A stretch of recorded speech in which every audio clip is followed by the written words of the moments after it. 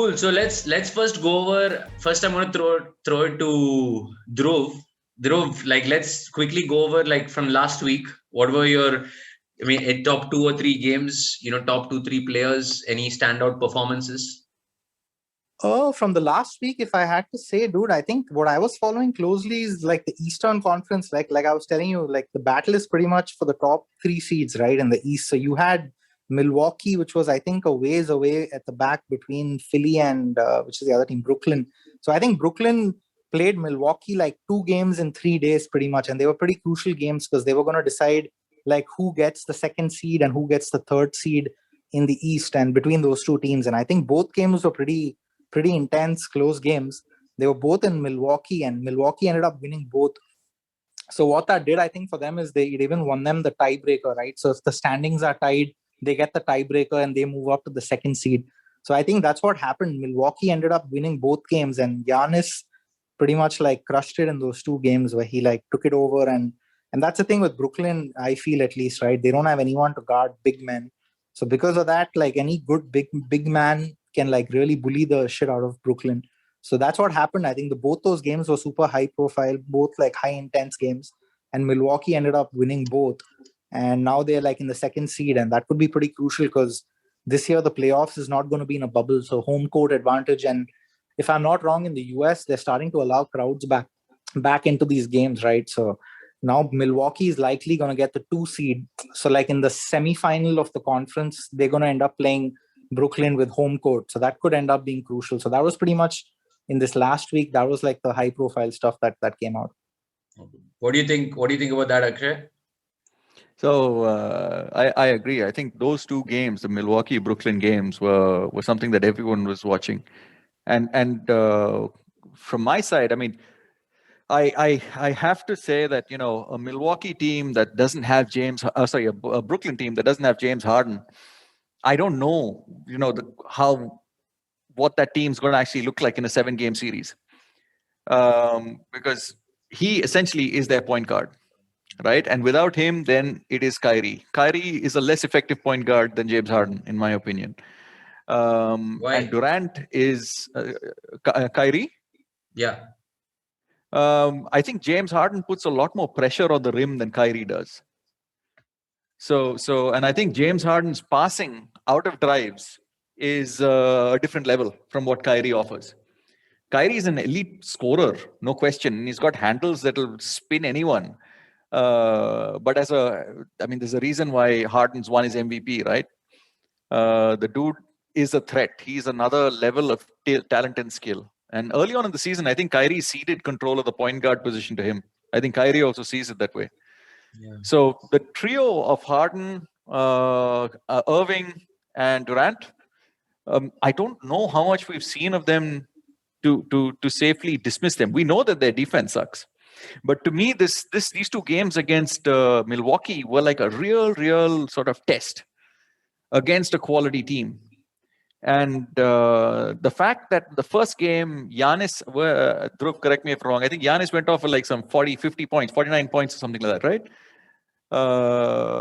Giannis went off for 49, and I think Durant went off for like 42. He basically, to put it in a nutshell, I think the 3 games that Milwaukee have played, Brooklyn, Giannis is averaging like 40 points, 12 rebounds, and 8 assists, or some insane, which basically says that, big men are crushing Brooklyn because they only have like, DeAndre Jordan and Blake Griffin and a bunch of old guys who can't do anything to stop them.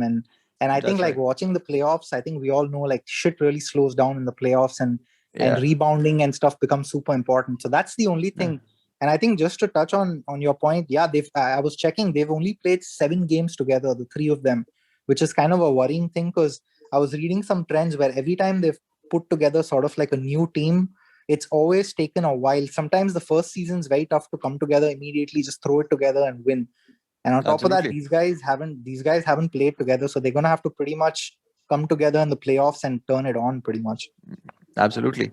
The one difference that I did notice in the Milwaukee wins that they had against Brooklyn, which I found was super interesting, and to me is the first sign that Mike Budenholzer is actually thinking of changing things on his team, is he started using Giannis a lot more in the mid post. So normally Giannis gets the ball, he'll dribble it a bit at the top of the key. He'll try and see whether he can get a driving lane in, because if he gets that first step, he's at the bucket. Basically, he's at the rim. That was a lot of my Milwaukee's offense. And then they got Drew Holiday, and Drew Holiday started doing a lot of the ball handling duties, and he's a fantastic pickup for that team. In this game in particular, what they kept doing was putting Giannis without the ball in the mid post. And what that meant is that Giannis then had his back to the basket, but if he pivoted on one foot, he was one step away from the basket. So they didn't give him the ball at the top of the key and tell him to create his own shot or make the drive. They ran him off screens, brought him to the mid post, and then dumped the ball to him. And from there, he's looking to either find a cutter in Middleton or Holiday or kick it out to a three-point shooter. I thought that was a very interesting wrinkle that I have not seen from Milwaukee before. Just the repositioning of Giannis in their offense. That makes them difficult to guard, because if Giannis has the ball, it's easy to guard. Just pack the paint. You just let him shoot, and that's not... Sure, he has his nights where he goes 4 of 8 and stuff like that, but that's not his game. But if you bring him the mid-post... He attacks the rim, right? Yeah, he destroys the rim. Yeah, you can live with the results if Giannis goes off for like 50% from the 3-point. You just like tell him, okay, good job, move on. But then, you're right. I think that's what Toronto did. I think what they're doing is they create a wall essentially, right? And they tell him, hey, you want to come charging your way through this wall, you're not going to get anything out of it. And what he essentially has to do is then kick it out to shooters. And then if Milwaukee's shooters get cold, they have no answer. So that's the thing. I think they've switched it up where getting Drew Holiday is pretty big for them, where now they have 3 players. They have Middleton and Holiday, who can pretty much like take the pressure off Giannis in terms of ball handling a little bit. And Giannis can, like you said, focus on like playing with his back to the basket. And then if he gets a step, he can go in 2 steps, he can go dunk or put a layup in. Or otherwise, he started getting these fadeaway jumpers. He's improving on all his aspects, which is what I think like a lot about him is the guy seems to like every year come back and work on one thing. And he gets better at one. Yeah. So the guy, I watched the Brooklyn game where he was making like fadeaway jumpers and all kinds of stuff. And you were like, yo, if he starts adding all this to his game, it gets pretty scary in terms of what the guy can achieve. And honestly, he would be the MVP favorite if the NBA wasn't such a story-driven NBA award situation where whoever's got the best story that year, like he's won it 2 straight years, right? So they're like, nah, Giannis it's not a fun award to give to him anymore because it'll get boring. Otherwise, his numbers are pretty much the same across the board. Though there are a few wins shorter than what they were. But no, I think Milwaukee, Brooklyn's that's what's going to be in the second round pretty much now. And that's going to be a brutal series for Brooklyn especially. What about you, Akshay? Anything out of the West that caught your interest? Out of the West, I mean, I'm obviously watching my Lakers flame out and oh no, and crash and burn. So yeah, but no, I mean, if I could stick in the East just for another moment, there's another team that I have my eye on in the East that I'm curious to see. It's going to be unfortunate for them because I don't think they have a puncher's chance in the playoffs. But my goodness, are they playing ferocious basketball right now? The Washington Wizards. This combination of Russell Westbrook and Bradley Beal, I think in the last 15 games or so, they're 12-3 or something like that. And their losses have all been like extremely close. I think they lost last week to Dallas. They lost last week to Milwaukee. And both the Milwaukee and Dallas games, I think, were by a combined 2 points. They lost to Dallas, they lost to Milwaukee, and I think they had an overtime win against Toronto, against the Raptors. But these guys are playing some inspired basketball. Like if you're a basketball fan, just watching Russell Westbrook, screw who's in front of me. I'm just going to attack the basket. And I'm going to create for my teammates. He's playing with that kind of mindset, that kind of ferocity, and his team is playing off him right now. And look at his defensive rebounding numbers, like almost that of like any average center, like 10 rebounds, 9.8. I mean, he's a triple-double dude, right? But the thing is that the ferocity with which he plays, I think it makes for very entertaining basketball. So I was watching Washington as well. It was fun. Yeah, actually, Washington, I was surprised how low they were in the first half of the season, but that's also because I guess Bradley Beal was out injured, I think, for a long time. And they're an interesting team because they're in that play-in spot, right? So they could easily make their way to the 7 or the 8 seed based on how those things fall. And they could give some trouble to Philly or to Brooklyn feel or bad for Milwaukee, them. whoever's to. That's what I feel bad for them, is because they're going to do such a damn good job of getting into the play-in. They're going to knock a couple of potentially promising teams out of the play-in, and then they're going to have to feast this buzzsaw that's either Milwaukee or Philadelphia. And that's going to really test them. Because in the playoffs as well, I mean, in a 7-game series, you can let Russell Westbrook take bad shots. Yeah. Right? So, I mean, the Lakers did that to Houston last year. How do you guys think that plays out? Washington versus Milwaukee or Philadelphia? Oh no, I think 5 games is tops. I don't think it'll go past 5, just because the Milwaukee and Philly they're too stacked in terms of like over a 7-game series. They might drop 1 game at worst. I think it'll go to 6 games, but I don't see it going past that, in my opinion. Yeah, so I found the Washington Wizards a fun story to watch, because first of all, I didn't expect them to compete as much as they did with Dallas and Milwaukee. And then looking at the entirety of their schedule and what they've been able to achieve, it was like quite interesting to look at. Okay. So the East is technically interesting, although it's not interesting at the same time. See, I would say the East, until you get to once you get to the conference semifinals, it's going to be brutal. It's going to be damn good. Once you get Philadelphia against whoever, and then Milwaukee and Brooklyn, from that point on, the East might be even more interesting than the West. But I think the West is, I guess, a little more deep, where from the first round itself, you're going to have some pretty good matchups. Yeah, the West is going to be a dogfight. Nobody wants to face Steph Curry in a 1-game elimination. That's just bad news. Oh yeah. Facing Steph Curry in a 1-game elimination, that's not a nice look. The Lakers are poised for that, by the way. We're probably going to get our butts kicked by Steph Curry.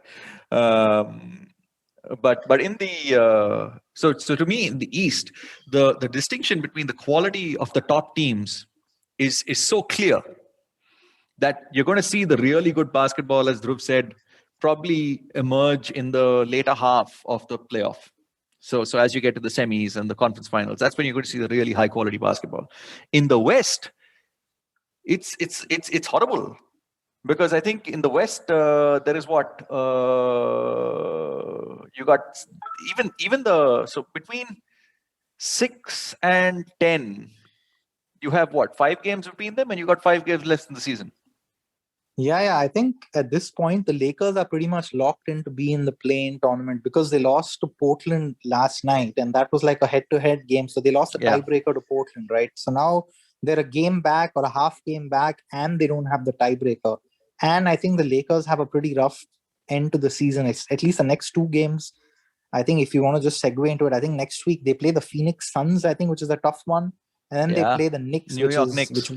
Knicks is going to be tough. And the Lakers, they don't have James, right? Well, until LeBron comes back, they don't have a shot. First of all, let's just pause to appreciate that moment where I think after probably how many years somebody has said that a Knicks game, a Knicks matchup is going to be tough.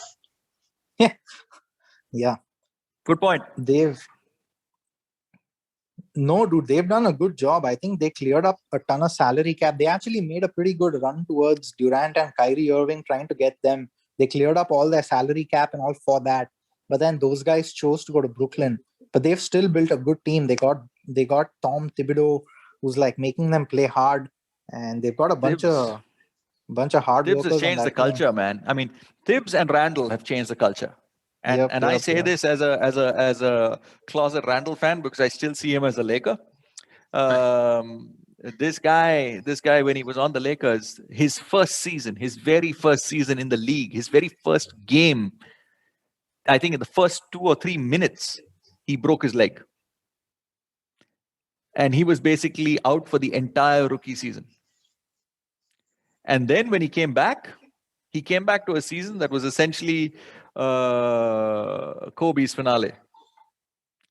And through the season that he was injured, and through the season that was Kobe's finale, this guy, I mean, Kobe used to rave about Kobe's work ethic was something else. This guy was up there with him. He's a fantastic mid-range shooter. I mean, amazing mid-range jump shots, like very when good. When he was drafted, everyone said that, oh, this guy plays really high energy. He bangs, he enjoys physical contact, but he has T-Rex arms. He's not going to be able to rebound the ball. That was that was his biggest knock. You look at Draft Express and all that, like he has really short arms. So people are like, oh, what kind of future does a big man with short arms have in this league? But this guy is relentless. He works. Not So been you were so talking bad, about I mean. Giannis, right, Dhruv, in terms of how he improves every year. Yep. I think the other player that shows me that kind of progression is Randall. And I think, Oh yeah. I mean, he's shooting what, 40% from three this year? He's shooting Shooting, threes. That's what I was gonna say. Like 41%, 42, the close to dude is 42%. the dude's making 3-pointers, and it's not even like, where they're just letting him shoot and say, hey, go for it. He's making contested threes. He's making like those clutch 3-pointers and stuff. So the guy's, he's improved his game so much that he's now essentially, you can say, I would say if they did the MVP voting, he would probably be in the top 6 or top 7 in the I MVP agree. voting this year. Just because I how agree. many injuries have been there and how well the Knicks have played. But So the but Knicks, yeah. so to your point, Ashwin, I mean, as far as the Knicks are concerned, I think one, they've cleaned up their front office. They actually have competent front office staff now with Leon Yeah. Rose and the rest of his team. That's one. Two, they made a good call in hiring Thibodeau. Thibodeau, I was skeptical about the Thibodeau hire because Thibodeau does not have the patience or has never shown the patience to play young teams. The only time he did that was when he had access to Derrick Rose during the Chicago Bulls days, when Rose was, honestly, you couldn't ignore him. He was just too damn good. Yep. But Thibodeau doesn't have a record of like, let me be patient with the kids. That's not how he's wired. So when Thibodeau was the hire here, I thought, holy shit, this is going to be bad news bears for, the young Knicks and Mitchell Robinson and Julius Randle and stuff like that. But clearly, Tibbs is, while he's been away from the game, he's recalibrated himself. And I mean, a young point guard like Emmanuel quickly is getting solid minutes alongside Derrick Rose and Julius Randle. So Tibbs has also like evolved, I think, as a coach. But his tenacity, his determination has rubbed off on his players. And a player like Julius Randle, that's all about that, shines in that kind of environment. So I think the Knicks have a really, I'd say some of it is found gold. I don't think they expected Randle to be this good. I don't think they expected quickly to be this good. So some of it, they kind of found it. They lucked into it maybe. But there's no question that they built themselves up culture-wise and scheme and system-wise into being sustainable. Because How they about RJ Barrett? I mean, he's also been. look at that he's coming turnaround. along. Look at that turnaround as well. Yeah. So and they're built for the Knicks are playoffs, I think, because once it gets half-court offense, once it becomes tight, and once it gets, where you had this back and forth, open lane dunks, layups, that stuff goes out of the window in the playoffs for the most part.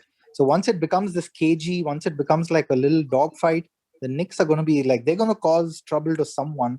And I think it won't be surprising if they get to the second round. I think it's going to be Atlanta and the Knicks, if I'm not wrong, on the 4-5 spot right now.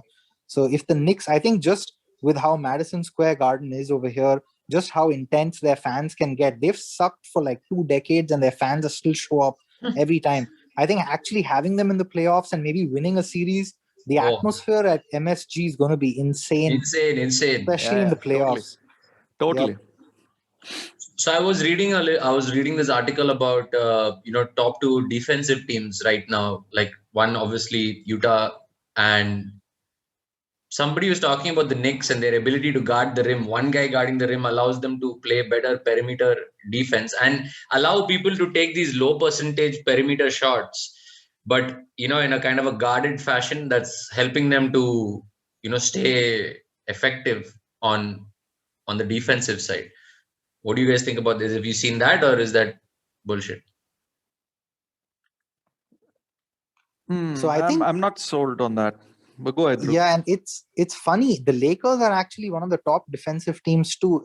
As bad as they've been on offense, I think the Lakers, along with the Jazz and even the Knicks, right, they've been pretty good on defense. I think if you look at their points allowed per game, the Lakers are one of the lowest among all the teams, just because their coach Vogel, the guy is known to be like a disciplined, organized, defensive-oriented coach. I think like the Lakers just unfortunately have had. I think they've suffered from the fact that they had to play all the way till the end in the playoffs. Play till November last year, right? And LeBron's 36, and AD is never known to be fully fit.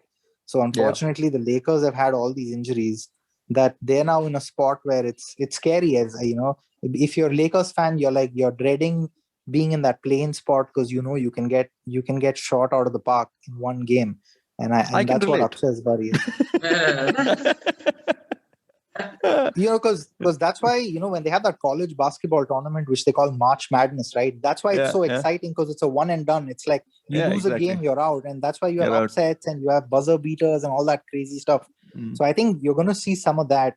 And I think just coming to there was a lot of like controversy around, is this play-in tournament a good thing, a bad thing? You had like players like criticizing it, and you can understand why they would criticize it, because when you grind it out for 70, 80 odd games, you don't want to, and you've made it to the 7th seed or the 8th seed, you've pretty much earned the right to be in the playoffs. And then for you to have to sort of go into a one game scenario gets kind of tricky. But I think the flip side argument, and I want to see what you all think about it, the flip side argument to it is, like you were saying, Washington, right? Like usually this late into an NBA regular season, you don't have as many games that mean this much. You don't have as many teams that play this hard. Your 10th, 11th, even 12th seed at times, they're still fighting with an outside hope that, hey, we might make it to the play-in. So it's making the NBA regular season a little more meaningful. But at the same time, I feel it's a little unfair on that 7th seed, especially because you've like busted your ass and got to the 7th seed after 72 games. And you're like, hey, by the way, you got to play a one-off now. So I don't know what y'all both thought about. First of all, can one of you guys quickly tell us what the exact framework for this play-in is? Yeah, sure. Yeah. Okay. You want to go for it, Akshay? Okay, I'll take a stab at it. And if I get something wrong, correct me.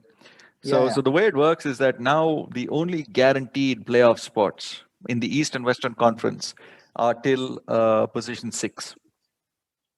Position 7 through 10 qualify for what's now called a play-in tournament to decide the last 2 seeds, the 7th and 8th seed that enter the 8-team playoff.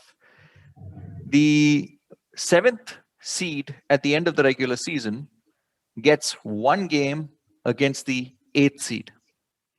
The winner of that game becomes the 7th seed in the final playoff seeding. Okay. The loser of that game plays the winner of the play-in between the 9th and 10th seed.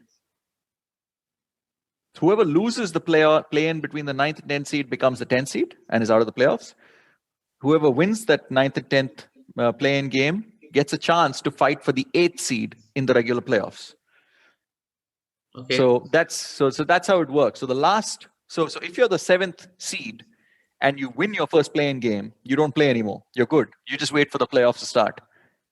If you lose that game, you get one more shot to qualify as the 8th seed. Okay. Yep. So sounds like something inspired out of the IPL or something. I was just going to tell you, Ashwin, it's pretty much the IPL playoff format, exactly the same, that plain structure, right? Yeah, same thing. Yeah, you get 2 stabs at it if you're a 7 or 8. So, I mean, it's basically the counter argument. What people are saying is, if you're one of the 7 and 8 seeds, and if you lose 2 straight games against a 9 or a 10, or one of your teams in your range, then you pretty much don't deserve to make it anyway, because you had 2 chances and you lost both. So that's kind of what the backers of this play-in tournament are like. You're getting two stabs at it versus the 9th and 10th seed who get like just 1 chance, or both games are elimination games for them basically.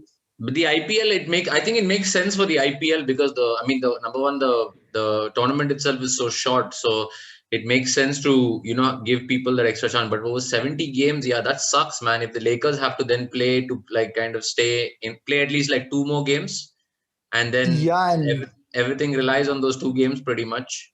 Yeah, and the motivation. Go for it. Sorry, Dhruv. I'll let you finish. Go ahead.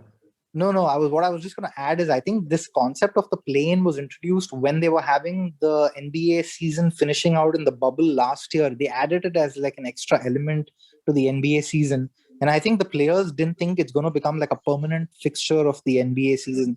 And now I think that it's got added permanently. I guess your Luka Doncic of Dallas and your LeBron of the Lakers, guys who are around that spot, they're complaining because I guess they feel that they've earned the right to be in a 7-game series versus playing a one-off. But yeah, that's just what I want to add. But it's all about the money. It's all about TV ratings. I mean, there was the end of a season arguably had the most dead games in an 82-game season for any league. Like literally, people would only watch maybe at best 16 teams, maybe. This makes for compelling viewership. Yeah. This makes for higher TV ratings. This makes for more money. Sounds like something Vince McMahon would do. Like, oh shit, like, good way It's to just business, man. keep things relevant, keep things exciting. Yeah. No, Sounds the like NBA American. Sounds very American. I will say that this is going to be just one of a couple of changes that the league is seriously overdue for. Now, as a Laker fan, I can't stand the play-in tournament. As a basketball junkie, I completely get it. And as someone who also understands a little bit of what it takes to run a business, I see the money in it. I see the value. I see the ratings. I see the TV, the money deals and all that comes in. It keeps the product alive for a longer period of time. Side of this, and one is, so when the play-in tournament happens, every other seed, the 1 to 6 seeds, basically have time off. They can technically re-energize. They're not playing anything till the playoffs start. So that's a little bit of a break for them. All right. Which then the argument for that is that then your top teams are refreshed. They are ready to go when the playoffs arrive. What's that, a week? It should be about a week. Yeah, pretty much a week. Yeah. Yeah. And the other side of it, and this is where I think the league still is due for some sort of change, is figuring out the balance between the conferences. We've traditionally always had East Conference, West Conference, right? You've had teams move from East to West. And honestly, when you look at the quality of the teams, and this is my personal opinion, I would much rather seed teams based on their overall season record 1 through 16, rather than have 8 teams in the East and 8 teams in the West. Because to me, honestly, I mean, if someone says, are you excited to watch Charlotte Hornets in the...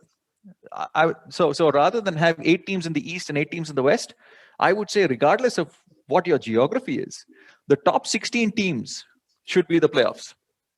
Okay, got it. Right? So maybe you're overrepresented on the West, but that's just because the Western teams have better records. That's something that I would like to see. And the other side of it, which is the teams that struggle, right? That don't make this play-in tournament, that are, in the really low tier of performing teams. We need to figure out a way for the teams that, like Washington, that's going to try really hard to get into the playoffs. We need to figure out a way, because right now, they're not going to make the lottery either.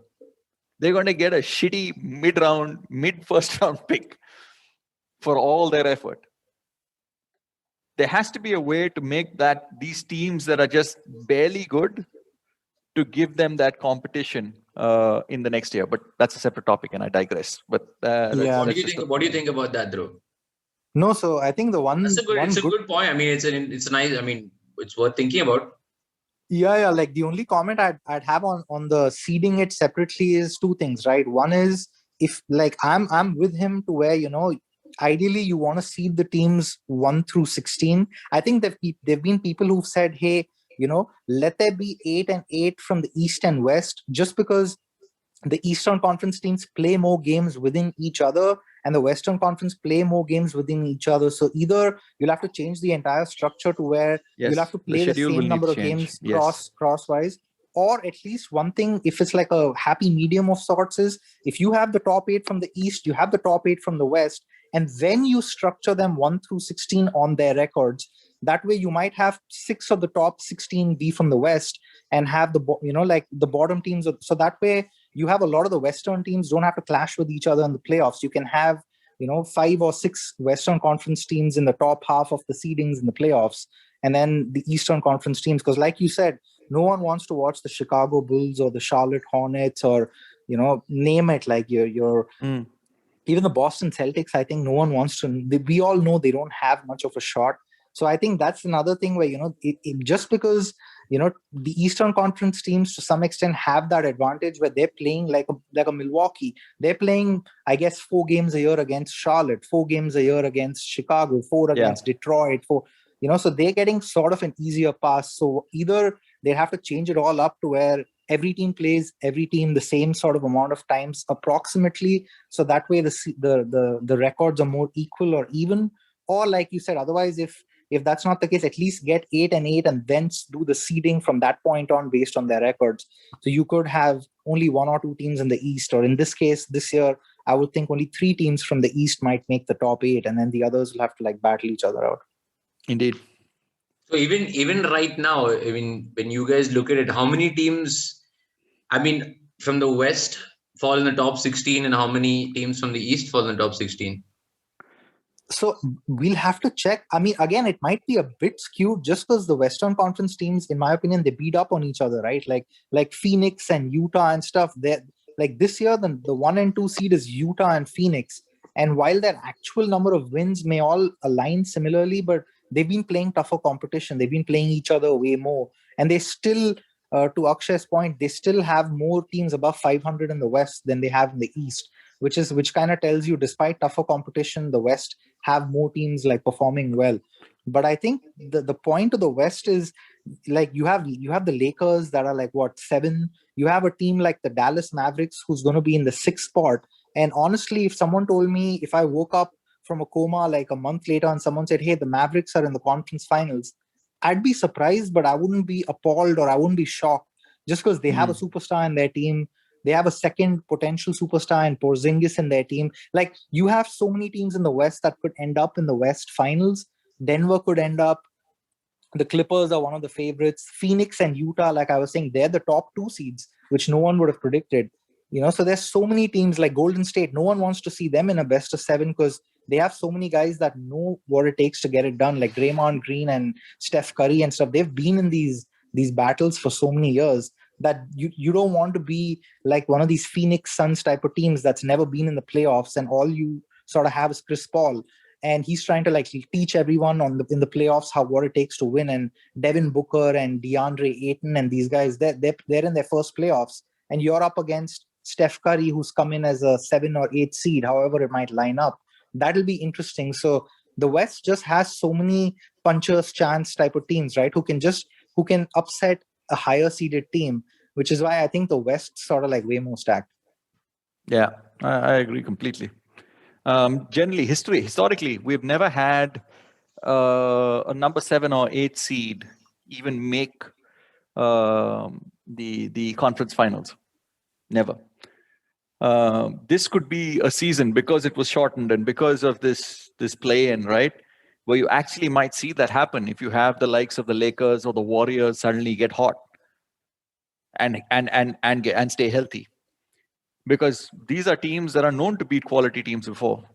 They're well coached, they're well organized, they have their superstars. If they have their health, they'll fight anyone. So I think like coming to the East first up, right? Like, if I had to just say, I think the first round in the East, I would probably not touch on it because it won't be as fun. But I would say coming to the second round, I have a sneaky feeling that Milwaukee probably beats Brooklyn in the second round, just because Brooklyn's not been able to play together all year, and they're going to end up getting found out just on the physical standpoint, where Milwaukee is going to be like a much better, like a well-oiled machine. I think they're a little hungrier because they've had some like heartbreaks and stuff in the last few years. So I think I'm going to go Philly and Milwaukee in the conference finals, and I would probably pick Philly to like make it out of the East, just because I think they're the most, I think, well-rounded team. Like, they have like one of the best big guys. They have one of the best defensive players in Ben Simmons. And he's one of the better ball handlers. I think they have shooters all around in Seth Curry, and they have Danny Green, who's literally like won, I think, 5 or 6 championships. Wherever he goes, the dude seems to win a championship. He won it in San Antonio. He won it in like Toronto. He went to the Lakers and won a championship. So I would pick the Philadelphia 76ers to come out of the East. I think the West is where I'm super, super excited and interested, because like Akshay, I like the Lakers too. I mean, I like LeBron. And honestly, I don't really fear much with the Lakers, as long as you can tell me that, hey, LeBron's going to be healthy. He's going to get a few games to get his feet under him. AD is going to be healthy. And if those two are healthy, I think the Lakers, even if they're a 7 seed and they end up playing, let's say, a Phoenix Suns, right? It's weird. Like, they might be underdogs based on the seeding, but I don't know if they're going to be underdogs in a 7-game series, just because I think, in my opinion, in the NBA, if you have the best player in an entire series on your side, which I think the Lakers will have through the playoffs if they have LeBron healthy, I think that'll cover for a lot of the deficiencies they have in their team. So if I had to pick in the West, I would say an underdog team that could make it all the way, I would say Dallas has a pretty good shot, just because the Mavericks right now, I think, are locked in to be the 5 seed, if I'm not wrong. And if they get to the 5 seed, they're likely to play the Denver Nuggets, which is a team without their second best player. So they have Nikola Jokic, but they don't have Jamal Murray, who's their second best player. So if I had to pick, I would say the Mavericks could end up upsetting Denver and then potentially getting to play Utah in the conference semifinals, which to me could be a 50-50 because Luka Doncic will be the best player on the court. So I won't be surprised if the Mavs make it all the way to the conference finals. But again, this year, I think if I had to pick a team to go through, even though I don't like them much, I would say the Clippers this year look like they've learned from their mistakes of last year. So I would probably go Clippers, 76ers in the finals. And I would say the Clippers probably get it done this year. Akshay?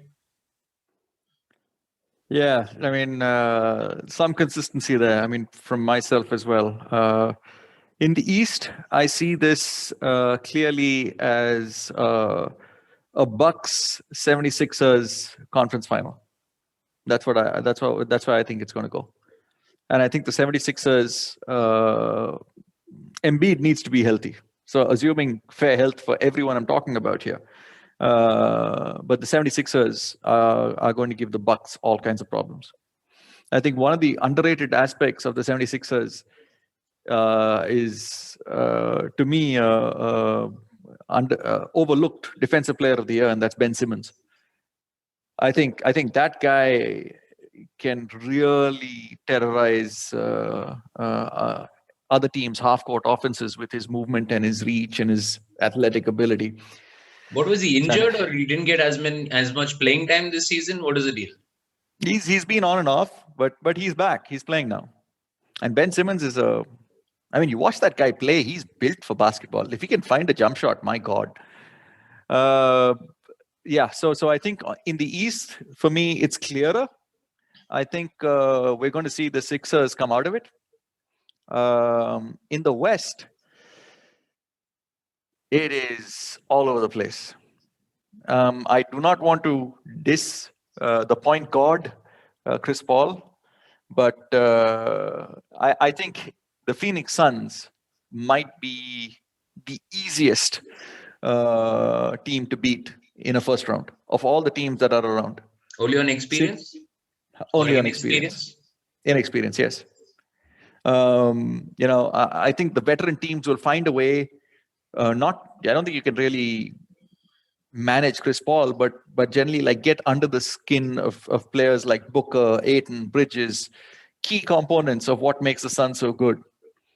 And I think that will be tested in a 7-game series. So I actually see the Suns as being the weakest potential first-round opponent in the West. But so if you had to have a veteran leading a team of you guys, who better than?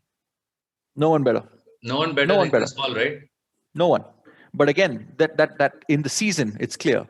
In a 7-game series where you see each other practically every other day, where you get to the point of you're probably calling out the opponent's plays before they call it out themselves, which is something that Chris Paul is known to do. It becomes tougher. That's when the test of character comes out. That's when the young players really get blooded, right? That's when they get the sense of what playoff basketball is. And that's, I think, their weakness. And maybe Chris Paul proves me wrong, but I think they're the easiest out in the first round in the Western Conference. Everyone else, I like your thoughts here, Dhruv, on the Dallas Mavericks, but I still think the Nuggets will have them beat. I think Jokic is playing at a level that is simply incredible. I think Kristaps hasn't yet been able to assert himself as the second alpha with Doncic. This is Doncic's team entirely. Is he injured? Kristaps, yeah, he's had injury this year. But there's also been a little bit of buzz about, are Kristaps and Doncic truly gelling together? Because Doncic, when you have Doncic in your team, you give Doncic the ball. And Kristaps has to learn to be that second fiddle. I actually think the Nuggets, the absence of Jamal Murray is going to put a lot more priority on elevating someone like a Michael Porter Jr. And I think in a 7-game series, that guy can screw people's plans up because he can cut, he can shoot, he can post up. So he's one of those Swiss Army knife kind of players with his size and skill that becomes difficult. And I really, really like their coach. Last year, the Nuggets beat the Clippers because of Mike Malone. That's my take. The Clippers imploded as well, but their coach, that Mike Malone, is a brilliant coach. What does And he I think bring? he knows. Huh? What does he bring to the table? Mike Malone. Yeah. From everything I've seen, he's a fantastic motivator. He's a fantastic motivator. He's, I wouldn't call him a defensive genius, but he knows how to unlock Jokic, man.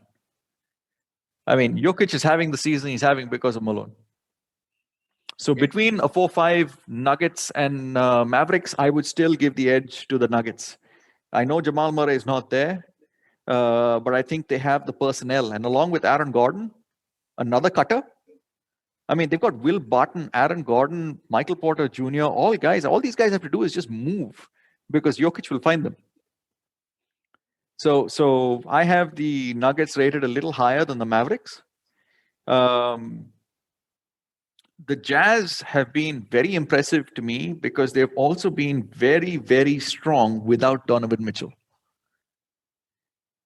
In a playoff, and you saw that last year when Utah and Denver met, Mitchell has clearly showed that he has no problem being the man. He will take all the shots there are. He will go out there. He will score 50 points. He will score 45 points in 3 games. He has no problem doing that. He has the capacity to do that. So the fact that Utah has been able to keep their heads above water like this without him, I think is a testament to their strength. And I think an underrated MVP again is Rudy Gobert. So I think Utah has got this very weird roster where I think Rudy Gobert should be in the conversation for MVP for what he brings. I think they have 2 sixth man of the year candidates in Ingles and Clarkson, which is weird because, the last time that happened, that was on the Clippers when there was Harrell and Lou Williams. So I really like the Jazz as well.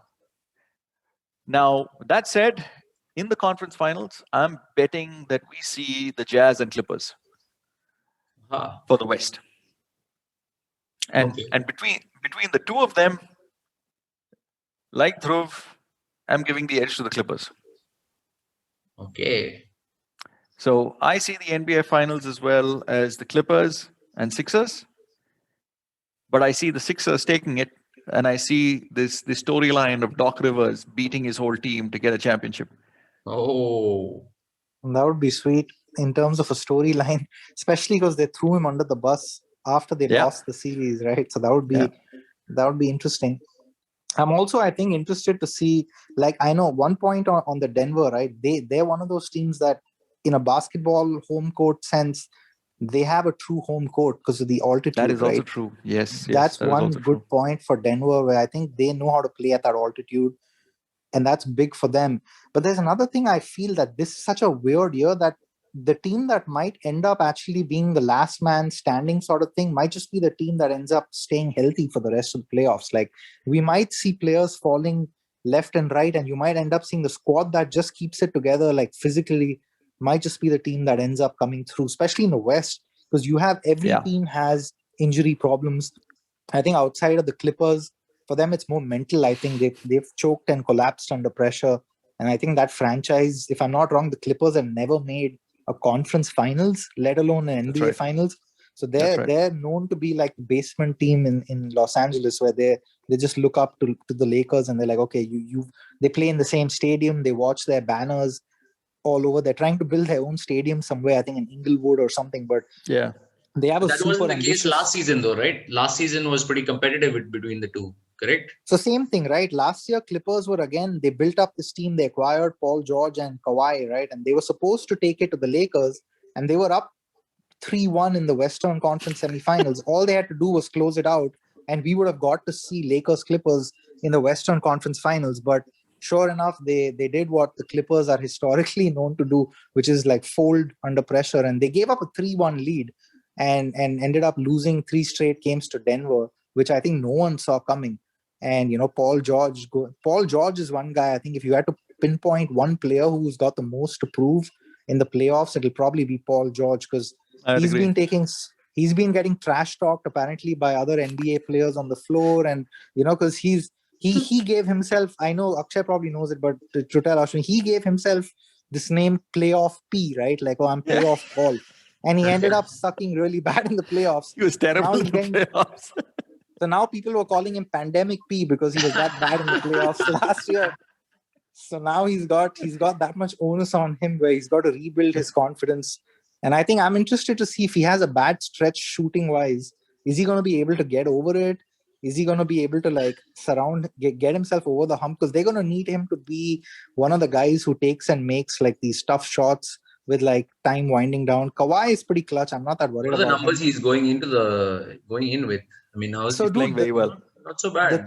The thing with Paul George is he was the third MVP in MVP voting. He was third the year he went to Oklahoma City about 3 or 4 years back with Westbrook. And he came into the playoffs as one of the top MVP candidates. And I think in game 7 where they were playing Portland, I believe, the guy scored like 3 or 4 points or like 8 points or something like that. And Westbrook had like 40 points. And I think Damian Lillard dropped like 40 points. And they ended up going home. So unfortunately, the dude has a record of doing really well in the regular season. But come postseason, he always seems to flame out. So I'm interested to see if he can hold it together, because without him, I don't see them winning the title.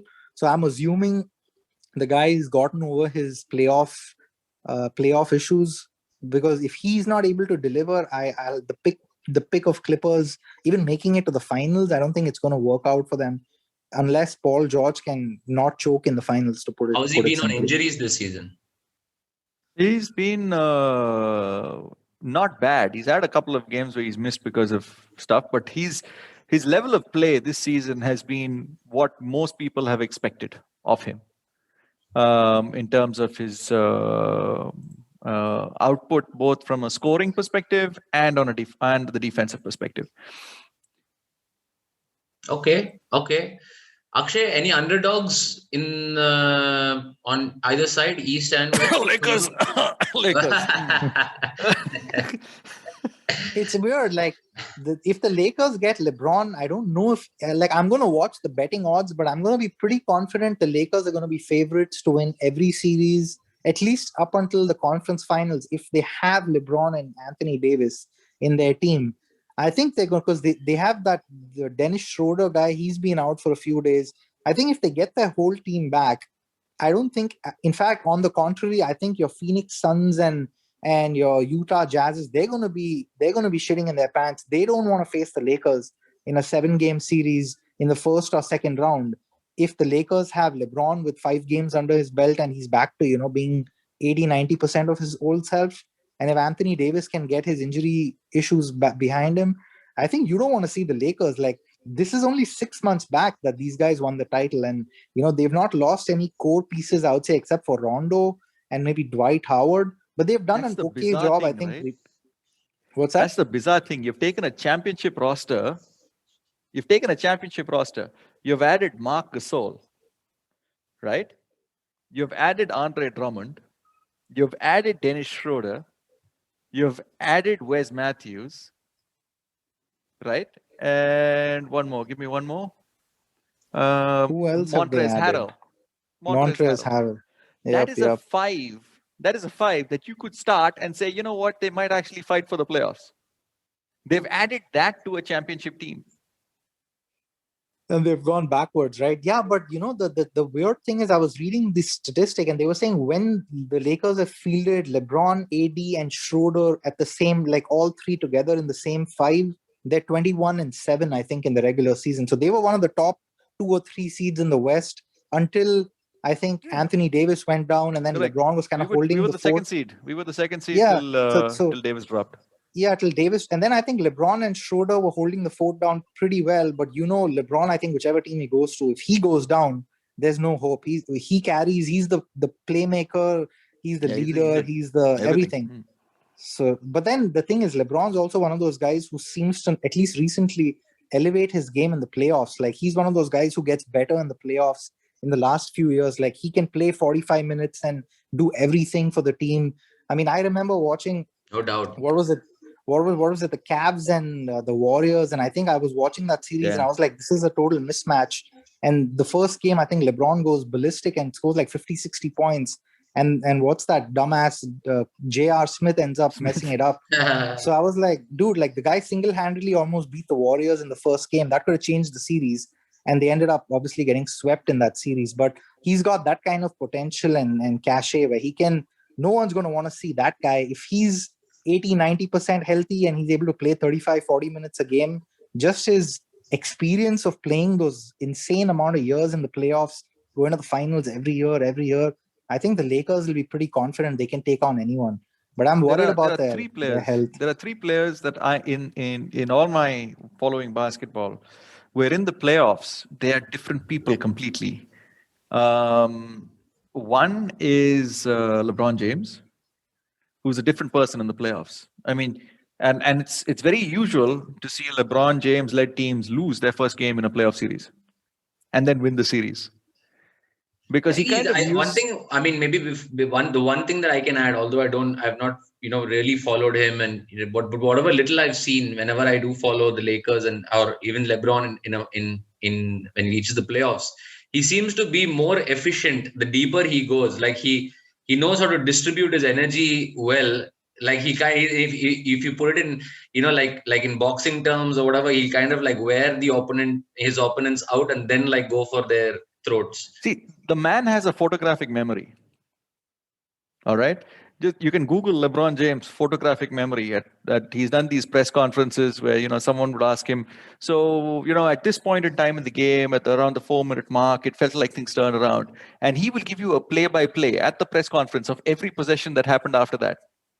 I mean, the man has it's not just his physical skills. He's mentally in a different place. He's got a photographic memory. And in the course of a playoff series in 7 games, he knows what the other coach is calling. So he calls out to his team to what to be prepared for. Which curl to watch, which cutter to shadow right, left, whatever. He knows this. So there are 3 players in the playoffs that have shown me that kind of intellectual capacity. And only one of them has not been associated with a winner. One is LeBron James, the other is Rajon Rondo, and the third is Chris Paul. These are 3 players that in a playoff, they can be devastating to the other team. Because they're playing chess, they're playing 4D chess while everyone else is trying to play checkers in a 7-game series where they're going to see each other every game, where the schemes that they deploy can only change so much. Like, you're not going to install a brand new offense every 7-game series you have. So that matters. And that's also one of the reasons why I give the Clippers that edge with Rondo now. Playoff Rondo is a thing. Yeah, he's called Playoff Rondo for a reason. And I think with Chris Paul and the Phoenix Suns, I think the other thing I forgot to touch, the other thing is his health, right? That's the one concern with Chris Paul. Yes. Is unfortunately for the dude, whatever he's a little unlucky. My mind goes back to that Golden State Houston Rockets series, I think, where Chris Paul his hamstring goes out in game 5. And if that doesn't happen, they beat a fully loaded Durant, Steph Curry, Klay Thompson, that insane team, Golden State. James Harden and Chris Paul would have actually beaten that team, if not in 6, at least in 7 games. For Chris Paul, the only issue is he seemed to always have these injuries that pop up at the back end of a season or in the playoffs. Exactly. So I hope he's pacing himself. I hope he's done a little, he's paced himself a little better to where he's not going to get injured. Because if he's not injured, I think he's that court general or court, the guy who can essentially like coordinate everything and teach these young kids how to play. Potentially linked, but something maybe to watch for. Around the league, the team which has arguably had magicians as health and conditioning coaches have always been the Phoenix Suns. The Phoenix Suns have had a reputation of having fantastic medical staff. Phoenix Suns, I didn't know that. Yeah. And it's just that Phoenix has been irrelevant for like 20 Yeah, I mean, their coaching years. And their roster is different. But apparently their medical staff is truly, truly fantastic. And if I'm not mistaken, one of the people that put their investments, that actually put a shit ton of money into that part of their organization was Steve Kerr. when he was the GM of the Phoenix Suns. Wow. And that's when he brought Shaq to Phoenix. So it's a long, long time ago. And Shaq walked away saying, the people in Phoenix are magicians. Because Shaq anyway was consistently out of shape. Out of shape, And these guys found a way to lengthen his career. Look at Steve Nash. Yeah. What did he play? He was like 42 or something? 40. Yeah. So the Phoenix Suns have had a reputation of having a fantastic medical side of their organization. And that's also where, you're absolutely right. Chris Paul has always been undone at the worst possible times by injury. So this year, let's see, maybe with the Phoenix Suns and Monty Williams and the Phoenix medical staff, maybe.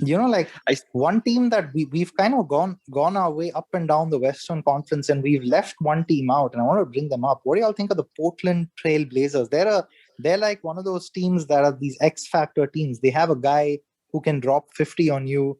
He's considered to be one of the most clutch shooters. If the game is tight, you can put the ball in his hand in Damian Lillard. So I have to say one thing before we move forward. So about 10 years ago, whenever the fuck, Damian Lillard was a rookie, Akshay was the first guy who used to play fantasy basketball, whatever the fuck that was. What do you call that? Manager mode or whatever.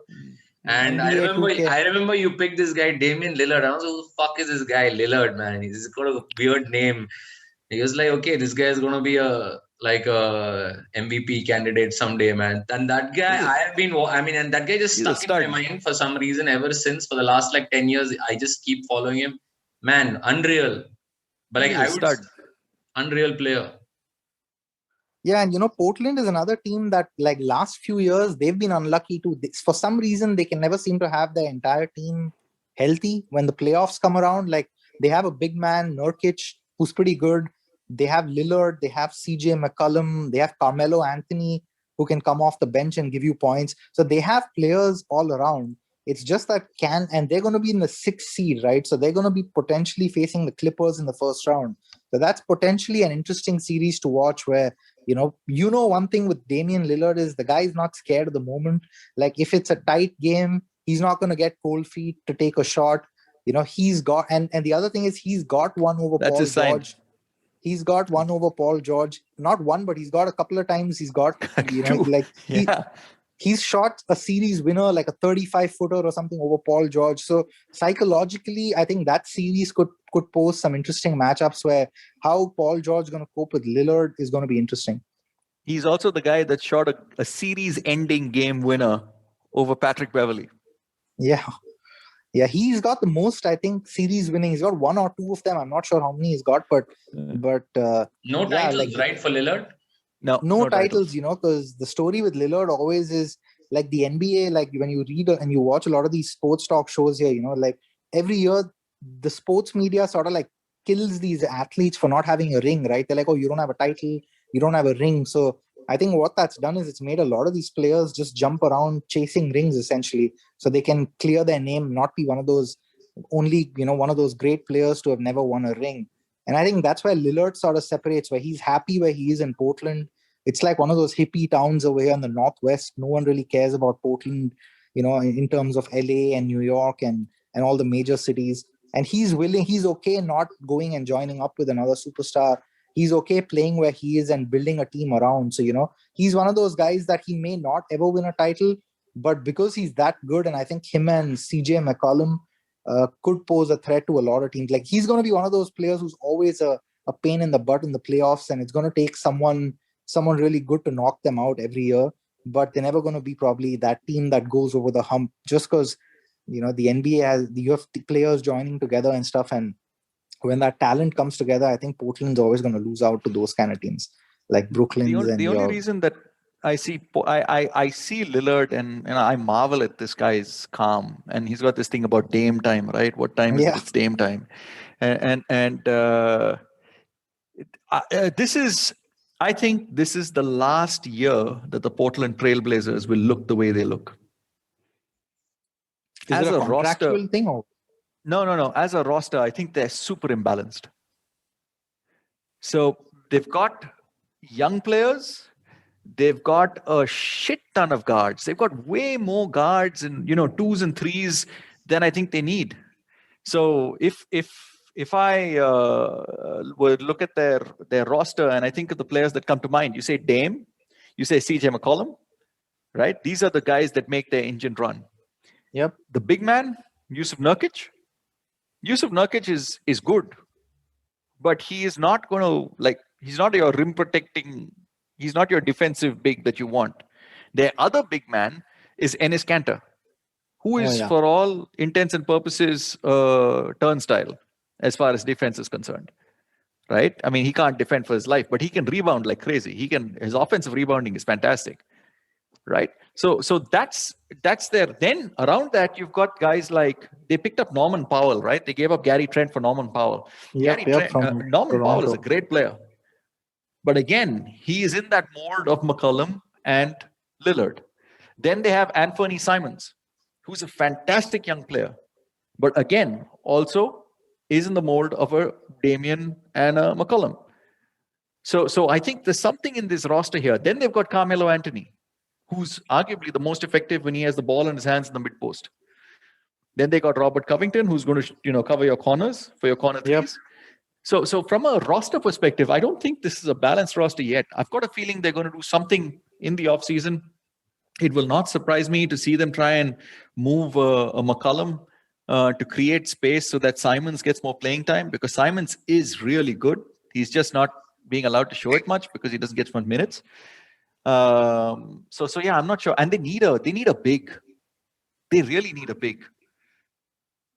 Yeah, it'll be interesting to see if they decide to move off McCollum. The other issue with Portland is where they are locationally. I think the NBA is one of those leagues where, like, you have these big market cities, you have players willing to, move to these big market cities, and you have places like Portland and Oklahoma City and some of these places where players, they're not sexy locations. Like, the primetime games don't really get to Portland and stuff. So a lot of players don't want to get there. Where it's a lot harder, where these guys have to unfortunately develop and draft and find players that way, where you wouldn't have, like, a LeBron would handpick a Los Angeles. He would never handpick, one of the lower, like, less sexy cities and say, hey, I'm going to go play in like a Portland or in, which is the other ones. Like, you look at Oklahoma City, Phoenix is another one. Like, none of these places have that kind of cachet that some of these Miami Heats and, Los Angeles, New York City, Chicago, some of these Bostons. So I think that's where the NBA has that as an issue as well, where, a lot of times you have these superstar players, and how these smaller city teams are usually the ones that get the better draft picks because they're pretty bad usually. And unfortunately, you have these star players get drafted there. And pretty much from the second, third year, you start hearing, like, rumblings about how they're trying to get out of there because, it's not a big enough market and they can't attract enough players. It happened with Anthony Davis. There are rumors it might happen with Zion Williamson and New Orleans, just because New Orleans is another not so big market. So that's another issue that the NBA, I think, needs to tackle, where, you almost always have these star players wanting to get up and out from these smaller markets and get to these bigger markets just because it's so tough to sort of attract talent. I agree. But then you also have cases where small markets embrace that role. That's why you have the Oklahoma City Thunder with, I think, draft picks for the next 20 years. Yeah. I mean, the only Sam problem Presti, I think he can draft like the entire league once over, I think, with the number of picks he has. Yeah. The problem in the NBA is once you get past the first 7-8 picks, I think it becomes tough to see. The talent disparity is pretty big between the first 5 or 6 draft picks, and then you kind of have a drop where you don't have, like, A-level players coming into the league past the 10th, 12th. They're all project players. You got to develop them. They don't walk into the league and make your team better, sort of thing. So that's why they got to go to the G League or go to play in, one of those lower leagues and sort of develop their game. But that's right. Like, Milwaukee. Sorry, go ahead. Sorry. No, Milwaukee? that's like, just to piggyback off what you were saying. Yeah, Milwaukee's done that, right? They've surrounded Giannis with everything. They've given him everything, saying, hey, we're going to build around you. And it requires, and that's where I think, these European players, and I know Ashwin was talking about European players coming into the league. It's good for the league that you have these European kids coming in, because they don't grow up in the US with this whole idea of a fancy market like a Los Angeles or a Miami or a New York, right? Giannis has come from Greece. He was a food a street vendor in Greece. They picked him up from there. So he's good playing in Milwaukee, right? What was he selling? Out of curiosity, what did he used to sell, man? I don't know. I've just heard he was a street cart vendor or something. And, they found him with his two other brothers. And, they've literally, in fact, Milwaukee's gone so far to keep Giannis. They employ his brother also in the team just to keep him happy. So they're like, hey, we'll get your brother a spot on the team also just to keep you so that you don't leave us and go. I would like to add that he has another brother in the league. Huh? You know which team he's on? He's in the Lakers, I know. He remained a fruit vendor, but they brought him back. No, he's on the Lakers, dude. Oh, he plays? The Lakers have an Antetokounmpo. He's a secret weapon. Fuck. Not bad, man. That's fucking, what a story, huh? Then fruit vendors to the NBA. Dude, you should look at one of Giannis's first interviews. A skinny ass kid. He's like, so what do you want? And he's like, English is broken and all that. He says, I want to come to NBA and I want to be the best player I can be. It's that simple. That was his mind. I mean, and everything since then, that's his mindset. That's it. He's phenomenal. His story is amazing. Yeah.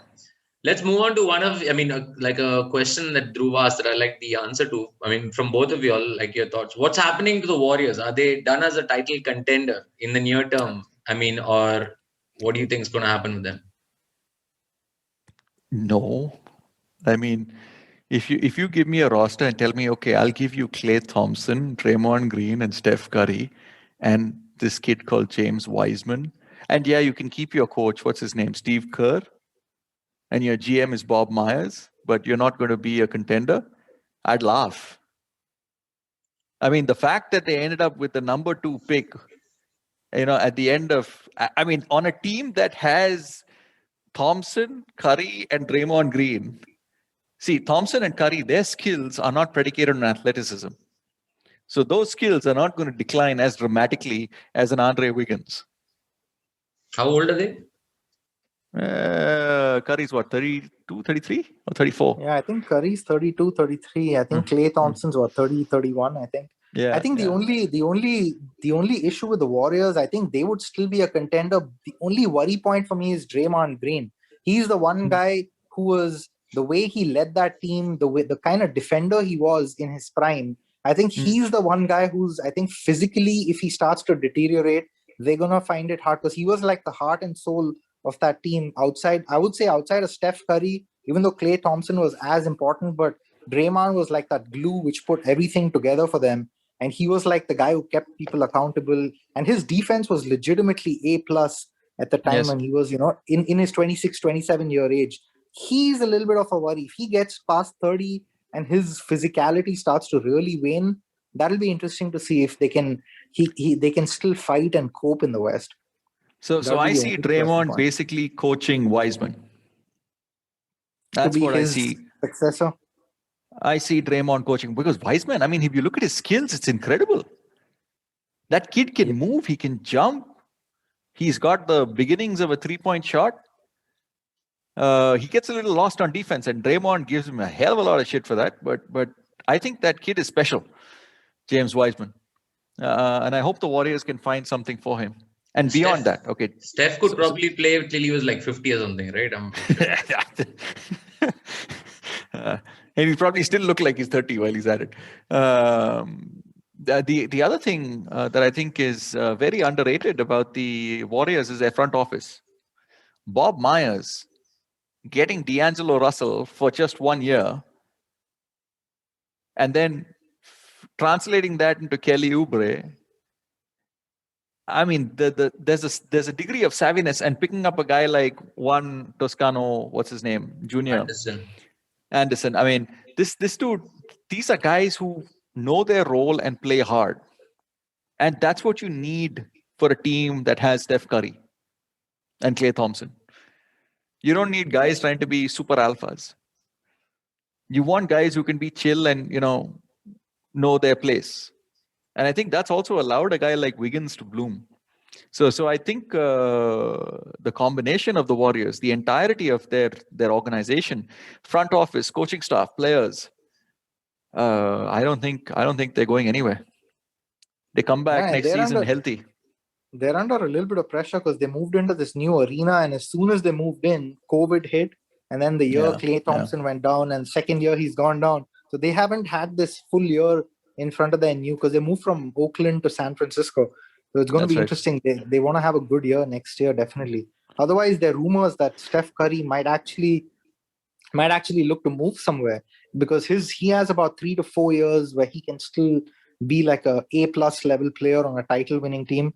For some reason, if Clay gets injured again or something happens, there are rumblings that Steph might look to move, although people find it hard to believe, because he's like through and through. He's like the organization in terms from a player standpoint. Like he's the face of the team. It would make sense for him to stick around. I mean, why not have a legacy like Kobe or Jordan? Where you can stick around with that one team for your entire career, and whatever. It's just very few people can actually do that, right? I mean, or end up doing that by the end of their careers. Stick with that one team.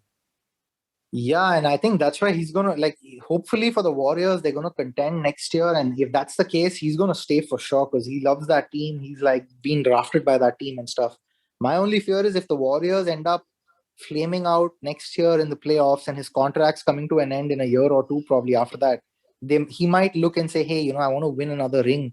I want to win another title.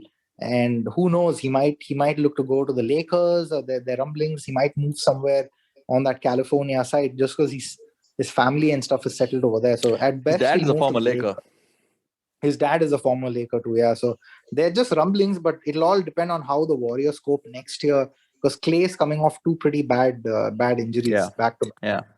If there's one player who could survive and have an amazing legacy without winning more titles, I think it would be that guy, Steph Curry. Like, I mean, just the impact he's had on the game, like in terms of shooting, perimeter shooting, even the kind of pressure he puts on defense, like, is insane. Like, I guess like a team would have to think about. I mean, like you said, Akshay, like 4D defense against this guy, man. You'll have to think about defending 10 more feet away from where you would normally defend, and then like spread your team out so wide.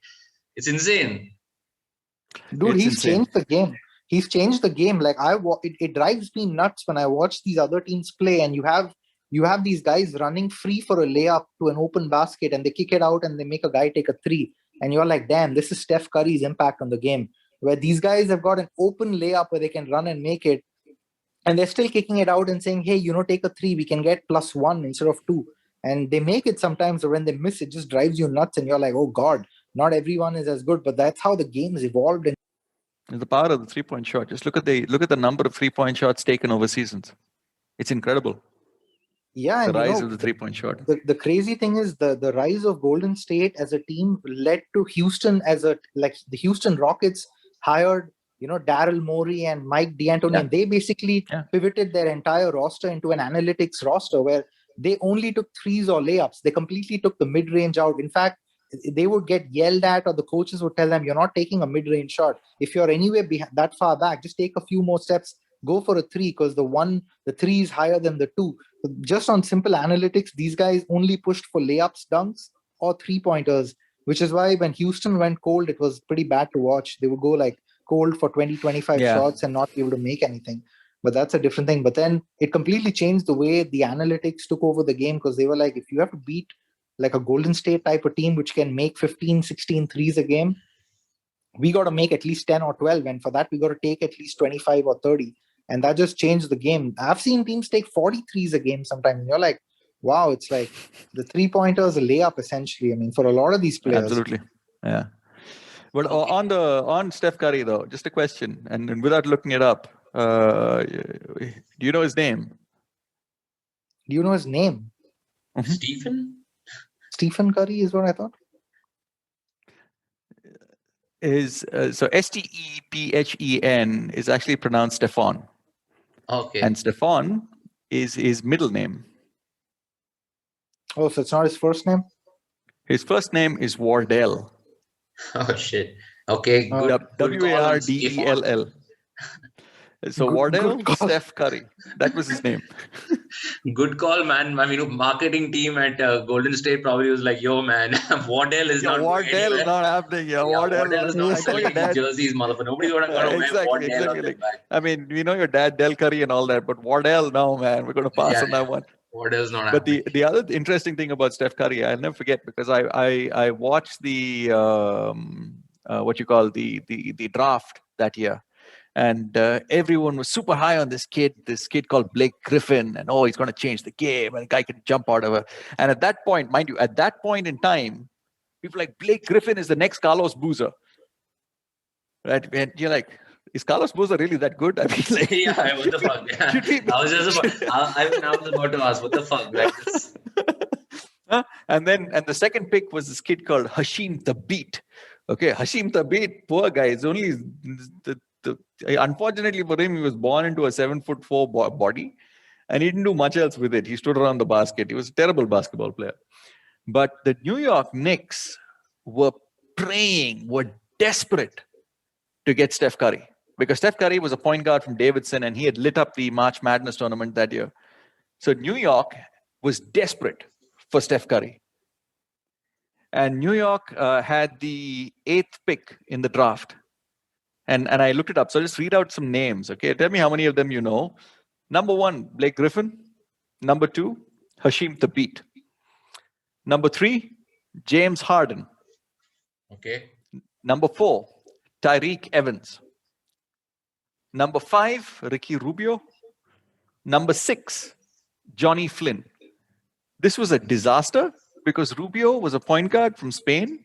Johnny Flynn was a 5'10" point guard from Syracuse. And both of them got drafted by the Minnesota Timberwolves. So neither of them knew, hang on a minute, am I playing your spot? You're playing my spot? How does this work? and they got drafted one after the other. Number 7, with the 7th pick, the Warriors picked Steph Curry. And you could hear the anguish in the crowd when that was announced, because the draft was happening in New York. That's typical at the time. Knicks. Yeah. And the Knicks went and drafted a player called Jordan Hill, a power forward center, and who had a short career with the Knicks. Before then, he played on the Lakers for a bit at the fag end of his career. And 9 and 10 was DeMar DeRozan at 9, and 10 was Brandon Jennings. He had an interesting career with the Milwaukee Bucks for a while. Scored a lot of points, couldn't defend a lick. But yeah. So the Knicks are good at trading. They're not good at picking drafts. The Knicks previous front office was good at nothing, honestly.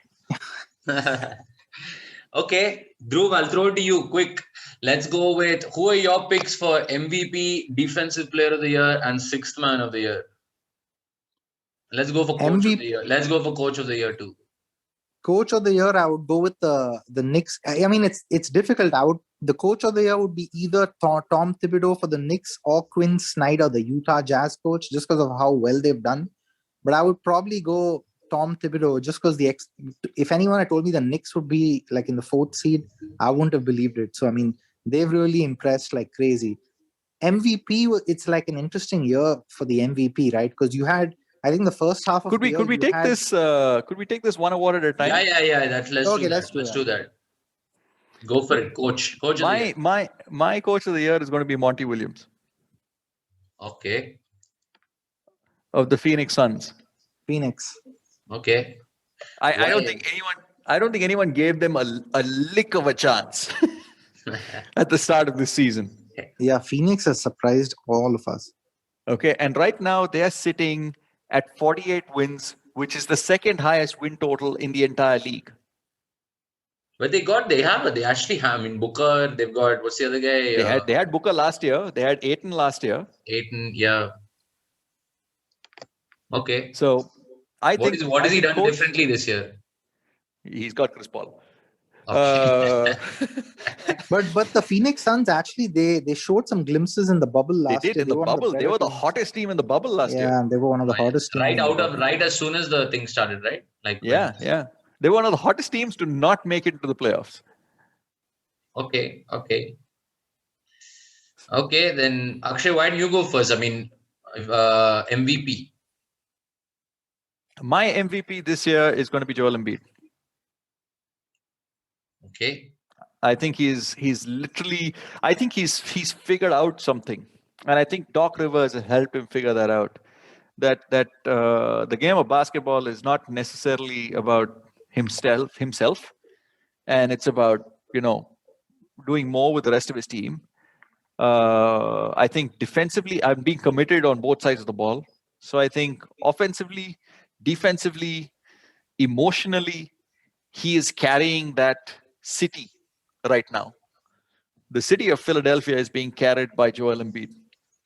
And for someone who was often laughed at and was injured for pretty much, I think, the first 2 or 3 years of his career for being part of Sam Hinkie's The Process. I don't know whether you remember that. Trust the Process. There was this whole thing around Philadelphia where they kept drafting like really great talent, but they kept tanking every year to get more talent, to get more draft picks. And Joel Embiid was arguably the center of that. And then it was also Ben Simmons.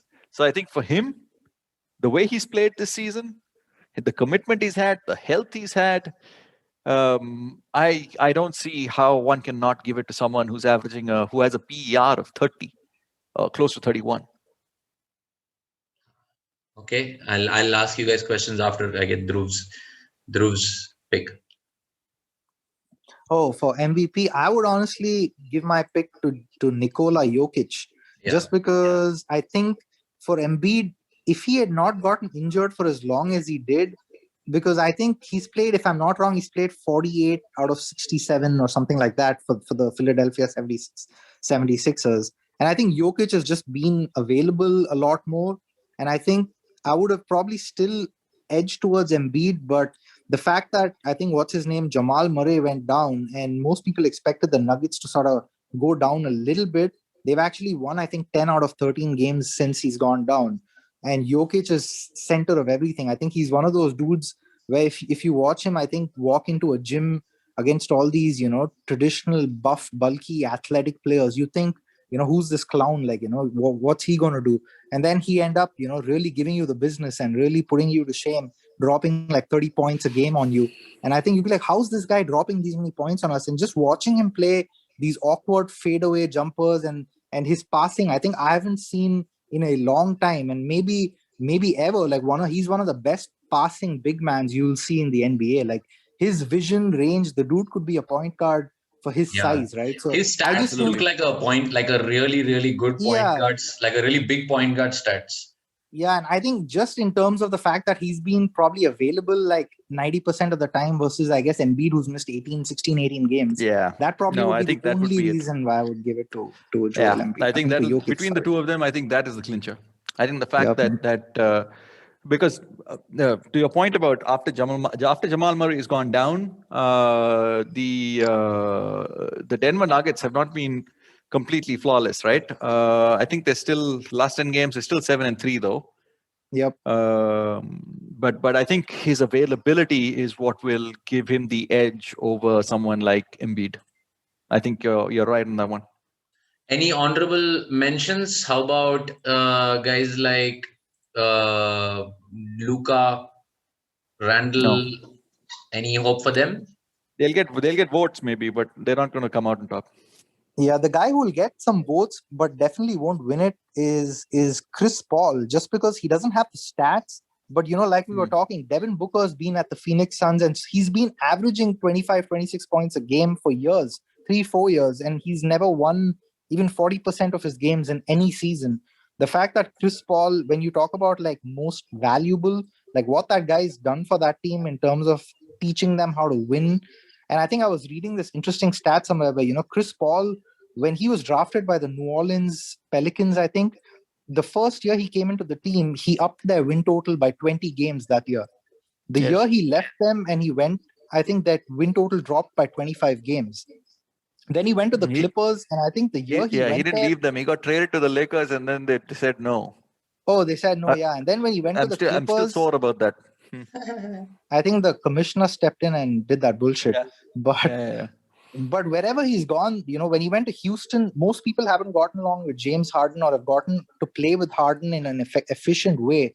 They were actually winning more games than Golden State. So just in a gist, wherever the guy's gone, his teams have won more, just in terms of winning, not statistics, not all that crazy stuff, but he's that common element wherever he goes. And like you said, right, just to imagine the Phoenix Suns even being close to being in a top 2 seed, I think, like, if you think of it, he went to Oklahoma City last year and they were trying to lose. They were trying to lose to get better draft picks and stuff. And Yeah. he still got them to the playoffs, and he took them to a game 7 in that one round against some team I don't remember.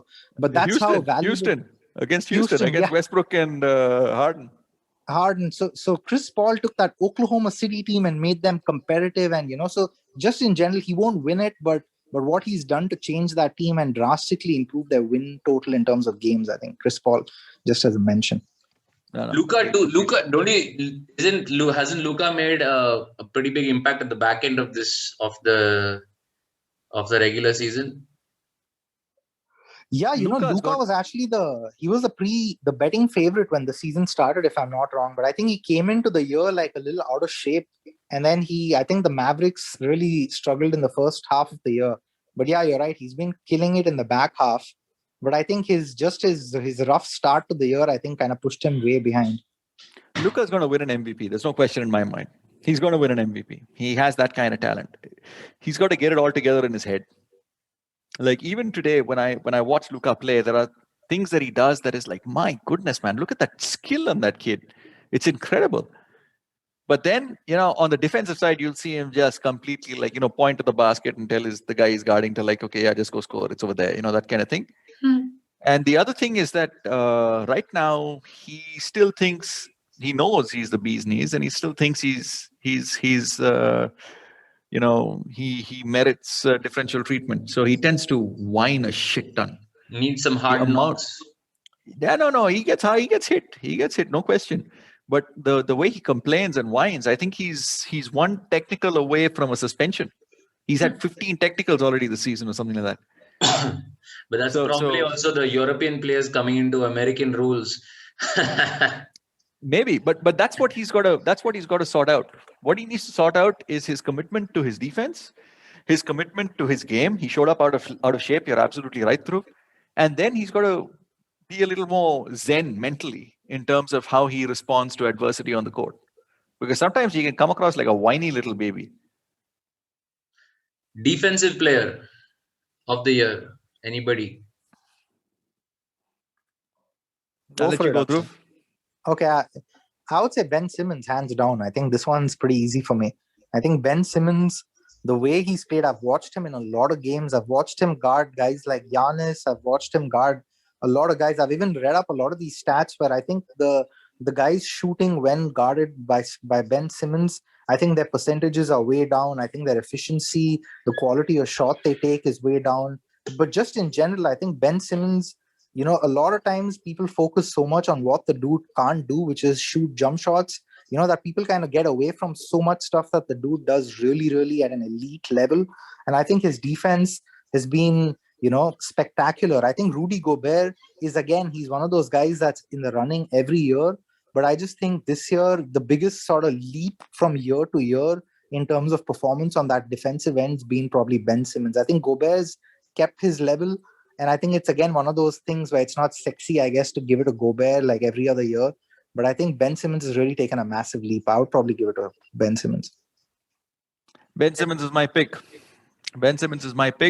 And now that I think of it, Ben Simmons may be the reason that Jokic gets MVP. Okay. Because the voting members, it's going to be weird for them to give Defensive Player of the Year votes and MVP votes to players on the same team. Yeah, you have more help, essentially. They're going to look at it that way, right? Yeah. Okay. So no real contention there. How about, okay, let's not even contend. Sixth man, my man, D Rose. Let's not even talk about it. No, not going to be D Rose. Just give it to him, man. Give it to him. Fuck, even last year he got screwed over by, what's the other guy's name? That guy's really good. Who won sixth man last year?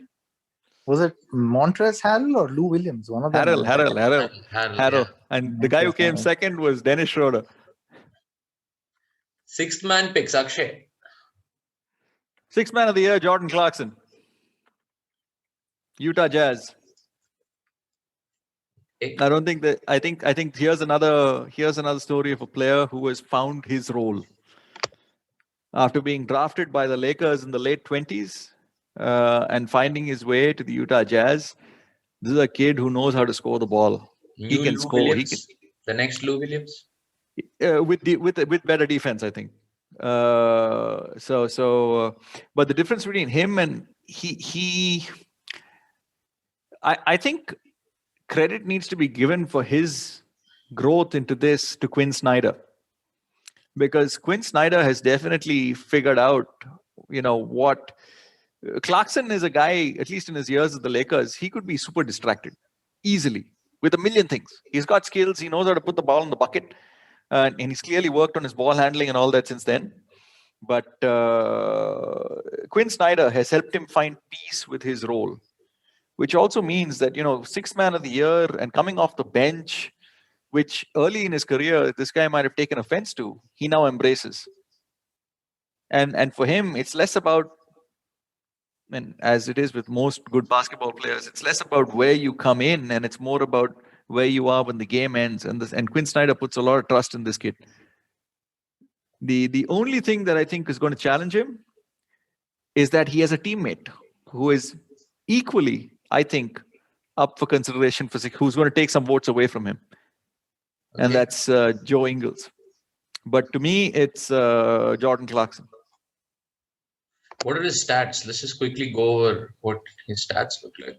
Okay, coming off the bench, he's getting good 26 minutes a game. Yeah. And he's scoring 17.6 points. Yeah, he is a good shot, man. I mean, for sure. And he's good everywhere. Yes. Okay, Dhruv, who do you got? I think you'd have to go with Jordan Clarkson and Joe Ingles, one of them. But I would say Jordan Clarkson's had a better season.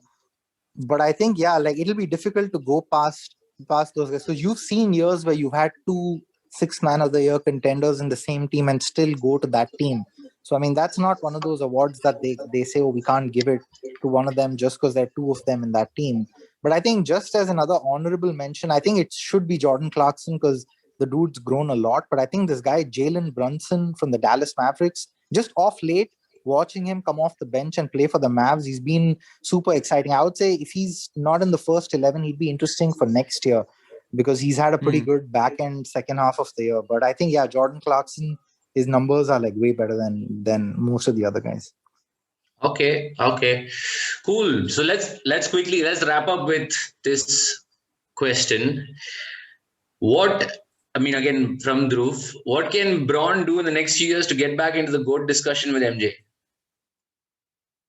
I would say the only way he legitimately gets not just into the discussion, but firmly in it is he needs a three-peat. He's won 1. He needs to win another 2 because that's one thing he's never done is he's never three-peated, and Jordan's three-peated twice. And I think LeBron, what he has going is he's won NBA championships for 3 different teams, and he's won finals MVP for 3 different teams. I think in terms of sheer statistics, the dude's going to have the most points. He's going to have all these insane most playoff minutes, most playoff points, all that stuff. But I think if he can three-peat with the Lakers, that'll get him to 6 rings, which will be like as much as Jordan, even though he's lost a bunch of finals, but he'll get to 6 rings. And like I said, he'll have a three-peat. And also the fact that it'll be with the Lakers, he just get more limelight and more visibility just because it's with one of these cornerstone franchises again, versus like if it was with the Cavs or something. So I think he needs to win the next 2, get to 6, and then he's right there. He can have that discussion. Akshay, thoughts? I don't think he's going to catch Michael Jordan. I see LeBron as a great player. I think LeBron is an all-time great. I think to do the things that he's done and to do the things that he's doing at his age, the only other person I'd say that comes close to having done what LeBron is doing at this age with this kind of efficiency might have been Kareem Abdul-Jabbar. Not anyone before him. And I think it's going to be very difficult for people to even have the kind of career that LeBron's having, winning in different teams as the top dog everywhere he went. So I don't see LeBron catching Michael. I see LeBron tapping out at maybe one more championship. I do not know that I'm 80%, no, not even 80, 60% sure that it's not going to happen this season. But I think a healthy off season and a healthy season, he has another ring in him. And with Anthony Davis, I think he has a partner with which he can go get it, as long as the Laker front office continues to surround them with talent. So I don't see him catching Jordan's rings, but at the same time, I don't think that not catching Jordan's rings makes him any lesser than. I was just going to say, like, his impact across, like, he's probably had. I mean, I follow some of these other sports, especially things like the UFC and stuff like that, right? And the number of people that bring up Lebron and the way he manages his fitness, the amount of money he invests in his own physical well-being, mental well-being, and the way it's inspired athletes to come, actually think about well-being as an investment, as a long-term investment, is insane. I don't think there's anybody who's been more impactful on that front. Yeah, and LeBron didn't have the benefit of going to college, right? Like a lot of Jordan got to go to one of the best run college programs in UNC, right? He played with one of the all-time great college coaches, kind of got a good grooming for 2-3 years, got trained and taught on how to play the game the right way. LeBron was at the cover of, Sports Illustrated at 16, 17. Yeah. The dude was and very rarely you see a guy who's put up at that pedestal as a kid and who not only sort of matches the expectations but exceeds it. And he's one of those rare guys, because no one at that point had that kind of expectation. And usually you see 16, 18-year-olds be touted as the next big thing, and almost all of them flame out. A few of them have good to great careers, but probably 90% of them can't match up to it. Here's a guy who's had all that put on his shoulders, and then he's not only matched it, but I think everyone can say he's exceeded that, in terms of how he's conducted himself and how he's been an ambassador to the game and stuff. So I think he has that overall impact on the game also that I think it's pretty tough to compete with. The last time an 18-year-old kid had that kind of expectation, that 18-year-old kid lost a playoff series by airballing in critical elimination games against a number one seed. That kid was Kobe Bryant. Yeah. So the last time there was, and mind you, in Kobe's days, there was not this kind of social media hype. There was not this kind of awareness, right? But Kobe has always, because the league is constantly, it's who's the next Jordan? Who's the next Jordan? And Kobe was always the guy that came closest to being the next Jordan. He would copy Jordan's mannerisms, stick his tongue out when he attacked the basketball, the footwork, all that jazz. Kobe just literally cloned as much of Michael Jordan in him as he could. The only things he couldn't do that Michael Jordan could, Michael Jordan had gigantic palms. Kobe did not. And Phil Jackson always used to needle him about that. But Kobe was the closest thing to Jordan that the league had seen.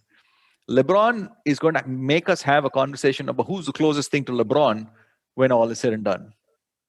No doubt. Because he's in a different, there was a point in time where people were like, oh, LeBron's like Magic. LeBron's nothing like Magic. Yeah. Magic was a savant when it came to passing, but Magic was not going to come and beat your ass down in the paint every day. That was not his game. LeBron with the basketball, you just get out of his way. He's a beautiful player.